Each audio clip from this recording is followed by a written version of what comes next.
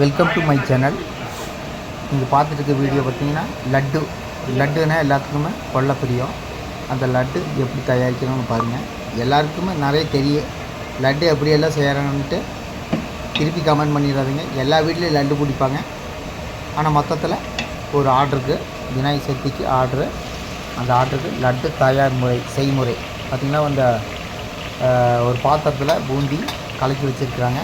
அந்த பூந்தி வந்து படச்சட்டியில் போட்டு நல்லா பொரிக்கிறாங்க. அந்த பொரிக்கிற காய்ச்சது அது. அந்த பக்கம் பார்த்திங்கன்னா சர்க்கரை பாவு காய்ச்சிட்டு இருக்கிறாங்க. அது அந்த குண்டால் இருக்குது. அது வரும் பாருங்க. இது வந்து லட்டு அப்படியே நைஸாக வருதுங்க.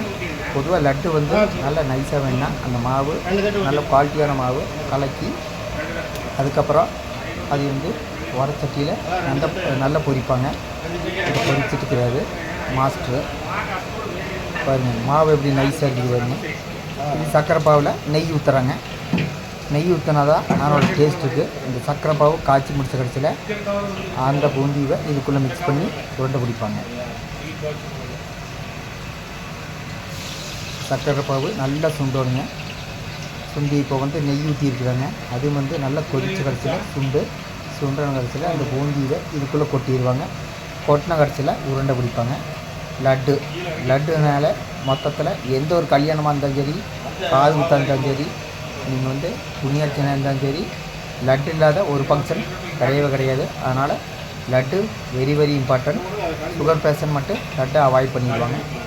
ஏன்னா இதில் ஃபுல்லாக சுகர் இருக்குது, ஃபுல்லாக சர்க்கரை தான்.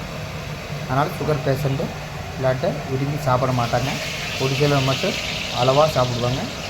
வேறு பூந்தி பொரிச்சிட்டு கிடையாது.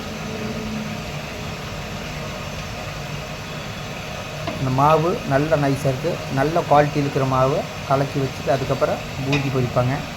குவாலிட்டி இல்லைன்னா லட்டு பிசுபிசுத்து போயிடும். நல்ல குவாலிட்டியான மாவில் லட்டு பூந்தி பொரிச்சிட்டு இருக்கிறாங்க. விநாயகர் சதுர்த்திக்கு ஒரு ஆர்டர் இருக்கிறனால இன்னைக்கு வந்து லட்டு செஞ்சிட்ருக்குறாங்க.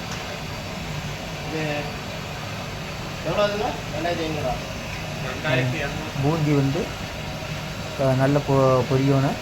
அதாவது கிட்டத்தட்ட இன்னொரு 4-5 அலசல் எடுக்கணும். எடுத்த கடைசியில் அந்த சர்க்கரை பாவு நல்லா சுண்டின கடைசியில் அதுக்காக வந்து இதை போட்டு கொட்டிடுவாங்க. கொட்டிட்டு ஒரு கைப்பிடி அளவுக்கு லைட்டாக, பெருசாக பிடிக்க மாட்டாங்க, லைட்டாக ஒரு 4 விரல் அளவுக்கு பிடிச்சிருவாங்க. அது சர்க்கரை பாவு எதுவுமே கொதிச்சிட்ருக்குது. நல்லா அது நுர வர அளவுக்கு கொதிக்கணும்.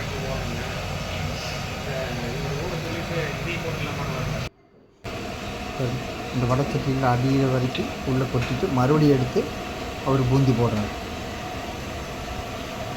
ஒரு மாவும் கூடி வேஸ்ட் பண்ண மாட்டாங்க.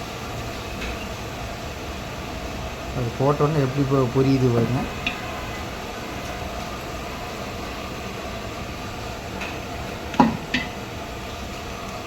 மாவை பார்த்தீங்கன்னா அப்படியே மஞ்சள் கலரில் இருக்குதுங்க.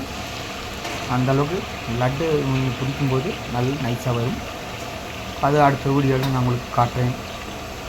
லட்டு செய்முறை.